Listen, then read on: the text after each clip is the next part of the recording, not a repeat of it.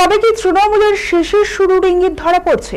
উত্তর চব্বিশ পরগনার বারাসাত বিধানসভার প্রার্থী সব্যসাচী দত্তের প্রচারের পর তেমন প্রশ্নে উকিঝুঁকি দিচ্ছে সাধারণ মানুষের মনে। এমনিতেই যানজটের শহর বারাসাত, কিন্তু মঙ্গলবার দুপুরে চাপাডালি মোড় থেকে বারাসাত এসপি অফিস পর্যন্ত সেভাবে যানজট হয়নি। তবে আশঙ্কা করা হয়েছিল তুমুল যানজটের, কারণ প্রার্থী সব্যসাচী দত্ত বারাসাত পুরসভার পুরপিতা এবং শীর্ষ নেতাদের নিয়ে শহরের রাজপথ জুড়ে মিছিল করবেন। সঙ্গে থাকবে টোটো, অটো এবং হুটখোলা গাড়িতে থাকবেন স্বয়ং সব্যসাচী দত্ত।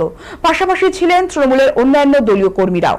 তবে বিগত বিধানসভা নির্বাচনগুলির প্রচারে তৃণমূলের এরকম রোড শো ও মিছিলের ক্ষেত্রে দেখা গিয়েছিল দলের হয়ে প্রচুর সভ্য সমর্থক সামিল। এরপর দুপুর বেলায় তৃণমূলের মিছিল হলে শহর অচল হয়ে যেত। সেখানে বারাসাতের মূল সমস্যা, যা অর্থাৎ টোটো এবং অটোদের সঙ্গী করে মিছিল করে সব্যসাচী দত্তের প্রচারের লোক সংখ্যা মেরে কেটে 2,500 থেকে 3,000। ইঙ্গিত খুব সুখকর না হলেও সব্যসাচী দত্ত সাংবাদিকদের প্রশ্নের উত্তরে দাবি করলেন মিছিলের জনসমাগম তাদের শক্তি, অথচ বিগত দিনের চেয়ে ক্ষীণ শক্তি হয়েই দেখা গেল এদিনের মিছিলকে। বারাসাত সাংগঠনিক জেলার বিজেপি বরাবরই দাবি করে আসছে বারাসাত বিধানসভা কেন্দ্রে হাওয়া তাদের দিকে বইছে। সব্যসাচী দত্ত অবশ্য বিজেপির দাবিকে ফুৎকারে উড়িয়ে দিয়েছেন। এখন দেখার হাওয়া তৃণমূলের পালে কি আদৌ বইছে, নইলে এত হইচই করে বারাসাতের শীর্ষ নেতৃত্বকে সঙ্গে নিয়ে তৃণমূল প্রার্থীর আশানুরূপ সমর্থক না হওয়া মিছিল কিসের ইঙ্গিত দিচ্ছে? প্রশ্ন এও যে, এই কি শেষের শুরু?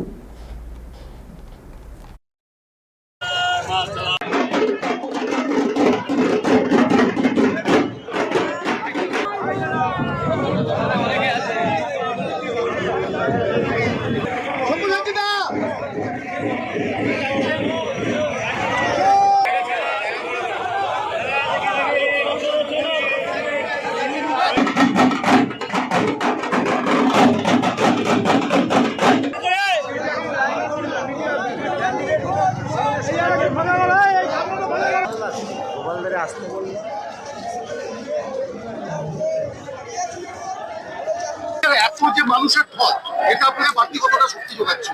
এটাই তো আমাদের শক্তি। মমতা বন্দ্যোপাধ্যায়ের নামে সারা পশ্চিমবঙ্গে এরকমই মানুষের ঢল নেমেছে। বিজেপি বারবার বলছে এখানে হাওয়া নাকি পরিবর্তনের পক্ষে। কোন দিক থেকে হাওয়া বইছে আমি জানি না, কাল বৈশাখীও তো দেখা যাচ্ছে না।